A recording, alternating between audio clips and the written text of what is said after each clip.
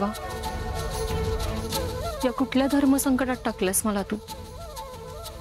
एका स्त्रीसाठी तिच्या सौभाग्यापेक्षा मोठं दुसरं काहीच नसतं.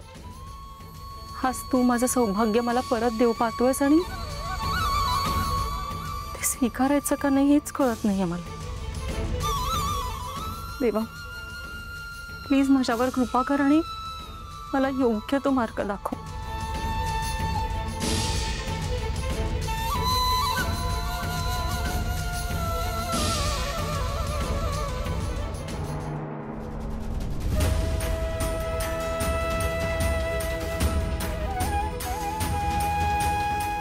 अमृता, मला थोडं बोलायचंय तुझ्याशी. मला माहितीये माझ्याशी बोलण्याची तुझी इच्छा नाहीये, तरी पण प्लीज ऐकून घे. आजपर्यंत तुझ्याशी जे काही वागलो त्याबद्दल सॉरी. हे बघ, मला ही माफी मागायची संधी पुन्हा मिळेल की नाही मला माहिती नाही, म्हणून मला आज बोलू दे. अमृता, मला माफ कर. खूप चुकीचा वागलो.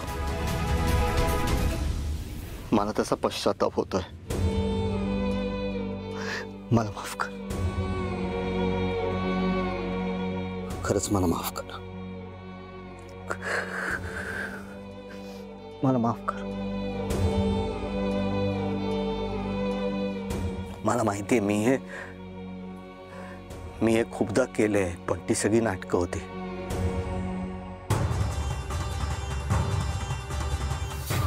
आज मात्र मनापासून माफी मागतो मी तुझी.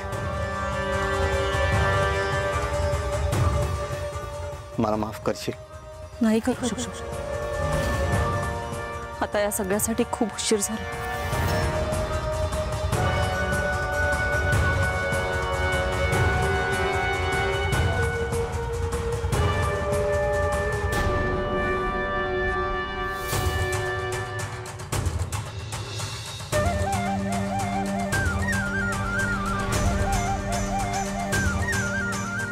खरंच खूप उशीर झालाय.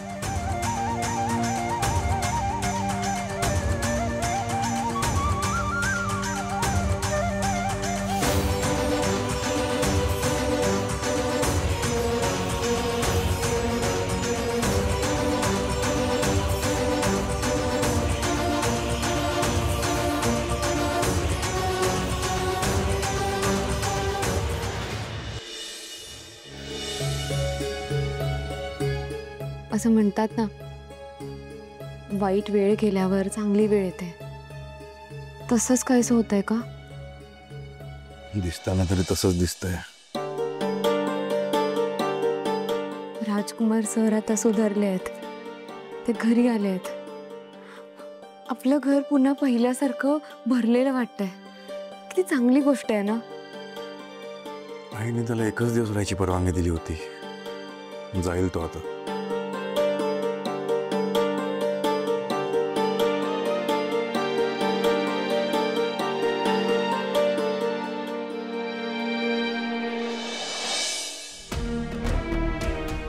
सावली, तुझ्या जे मनात आहे ना ते बोल.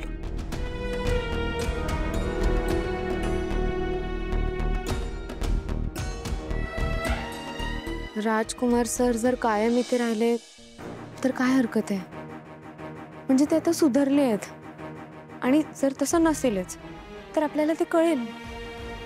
हवं तर आपण त्यांना कंपनीच्या कोणत्याही कामात लक्ष घालू द्यायचं नाही. याच अटीवर ते इथे राहतील. काय वाटतं तुम्हाला? आणि हे सगळं का करावं असं वाटतंय तुला? अमृता वहिनींसाठी. तुम्हाला सांगू, मी राजकुमार सरांना अमृता वहिनींची माफी मागताना बघितलं. तेही आजूबाजूला कोणीही नसताना.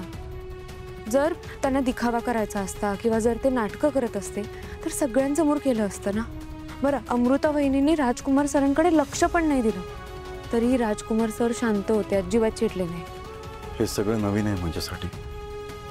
राजकुमार दादाचं हे रूप मी पहिल्यांदा पाहिलंय. म्हणून म्हणते, आपण त्यांना एक संधी देऊ शकतो ना. कारण तिलोत्तमा मॅडम अमृता वहिनीचं दुसरं लग्न लावायला निघाल्यात. आणि जर आधीचं लग्न टिकत असेल तर तर काय हरकत आहे? जितकं मी वहिनींना ओळखते त्यांना नाही करायचंय दुसरं लग्न. फक्त ते स्पष्टपणे बोलत नाहीयेत. तुम्ही सांगा आपण काय करूयात? विचार करायला हवा सावले. लगेच निर्णय घेऊन नाही चालणार. देव करू आणि सगळं चांगलंच होऊ दे.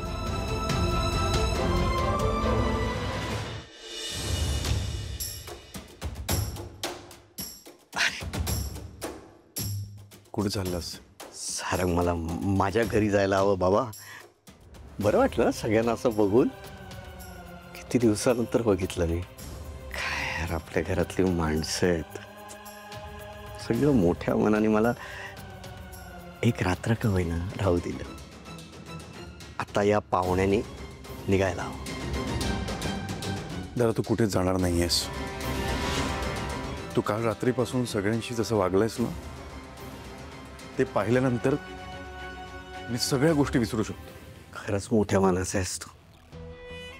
बघ ना, या घरातला मोठा मुलगा असून काय केलं मी? चोरी केली, तुझ्या नावाच्या फॉर्जरी सिग्नेचर केले, पैसे काढले, ताराच्या अंगावर धावून गेलो, तुझ्या बायकोला वाटेल ते बोललो, तुझ्या घाबरण्याचं हसं केलं मी.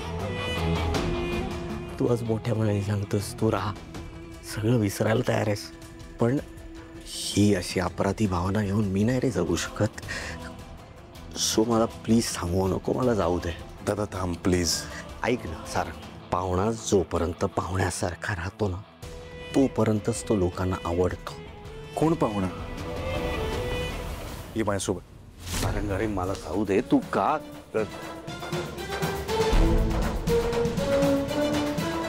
चल निघतो. राजकुमार, हे बघ, तू जे काय केलंस ते खूपच धाडसाचं होतं. थँक्यू. असं काहीच केलेलं नाही मी. जे काही केलं ते माणुसकीच्या नात्याने केलं. थोरला मुलगा म्हणून काहीच करू शकलो नाही तुमच्यासाठी आणि आईचं. प्रयत्न करतो तुमच्यासाठी काहीतरी करण्याचा. नमस्कार करतो.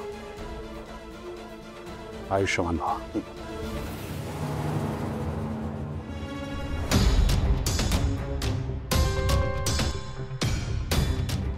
तिलोत्तम, या परक्या माणसाचा आपल्याशी, आपल्या घराशी काहीही संबंध नाही.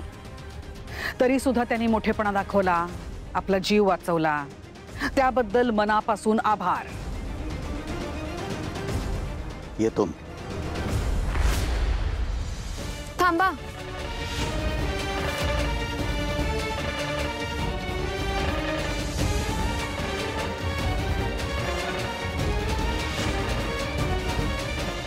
नंतर एक पोरगी आली, एकदम धीट. आणि ती व्यक्ती म्हणजे अहिल्या वेसकर.